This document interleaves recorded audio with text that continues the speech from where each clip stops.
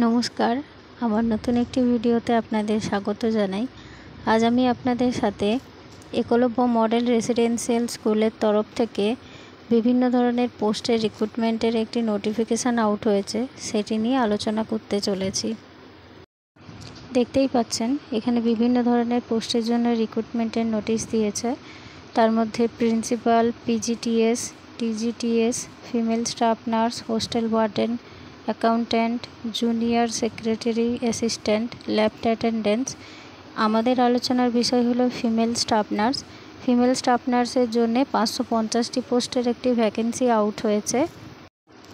Female staff nurse total post 550টি, তার মধ্যে আনরিজার্ভ ক্যাটাগরির জন্য 224টি পোস্ট, ইডাব্লিউএস ক্যাটাগরির জন্য 55টি পোস্ট, ওবিসি এনসিএল এর জন্য 148টি পোস্ট, এসসি ক্যাটাগরির জন্য 82টি পোস্ট, এসটি ক্যাটাগরির জন্য 41টি পোস্ট, ভিআই ক্যাটাগরির জন্য 7টি পোস্ট, এইচআইয়ের জন্য 0, এলডি পোস্টের জন্য 8টি পোস্ট, আদার্স 7টি পোস্ট এবং ইএসএম এর জন্য 55টি পোস্টের একটি ভ্যাকেন্সি আউট হয়েছে।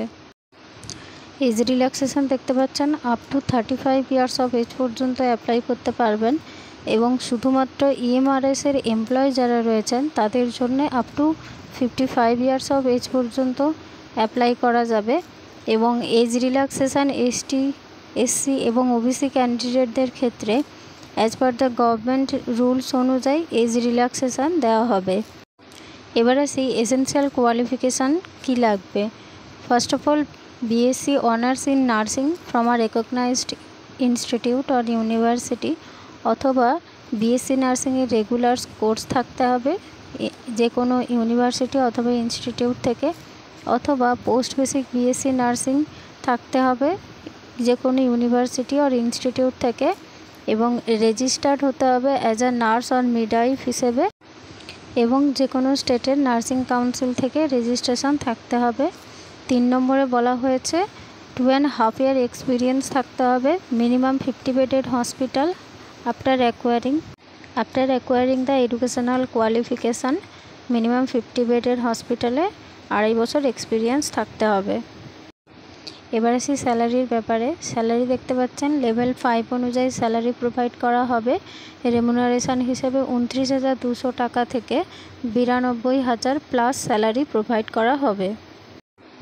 এখানে সিলেকশান প্রসেস পুরোটাই এক্সাম বেস। ফার্স্ট হবে প্রিলিমিনারি এক্সাম, যেটা শুধুমাত্র ওএমআর সিটে হবে, অবজেক্টিভ টাইপ কোশ্চেন থাকবে, 100 মার্কসের এক্সাম হবে। সেখানে জেনারেল অ্যাওয়ারনেস থেকে থাকবে 10 নাম্বার, রিজনিং এবিলিটি থেকে 15, নলেজ অব আইসিটি থেকে 15, কোয়ান্টিটেটিভ অ্যাপটিটিউড থেকে 30 এবং general English, general Hindi and regional language থেকে 30 নাম্বার থাকবে। ইচ সাবজেক্ট থেকে 10 মার্কস করে থাকবে। টেস্ট দেখতে পাচ্ছেন 2 ঘন্টা ধরে টেস্ট হবে। প্রত্যেকটা পার্টের টেস্ট ইন্ডিভিজুয়ালি প্রোভাইড করতে হবে। প্রিলিমিনারি এক্সাম তো হয়ে গেল। এবার প্রিলিমিনারি এক্সামে যে সমস্ত ক্যান্ডিডেটরা কোয়ালিফাই করবে, শর্ট লিস্টেড ক্যান্ডিডেট যারা থাকবে তাদেরকে আবার মেন এক্সামের জন্য বসতে হবে। সেখানে সাবজেক্ট এক্সাম প্যাটার্ন একটু আলাদা। সেখানে সাবজেক্ট স্পেসিফিক সিলেবাস থেকে আসবে, অবজেক্টিভ কোশ্চেন সেখানে থাকবে 40 নাম্বারের এবং ডেসক্রিপটিভ থাকবে 15টা কোশ্চেন, তার জন্যে নাম্বার ক্যারি করবে 60। Each question carry 4 marks. Exam হবে 3 ঘন্টার এক্সাম হবে। মেরিট লিস্ট যেটি তৈরি করা হবে সেটি এই মেন এক্সাম হওয়ার পরে ইচ স্টুডেন্টের পারফরমেন্সের ওপর বেস করে, তাদের মার্কস র্যাঙ্কের ওপর বেস করে তাদের কিন্তু জয়েনিং করানো হবে।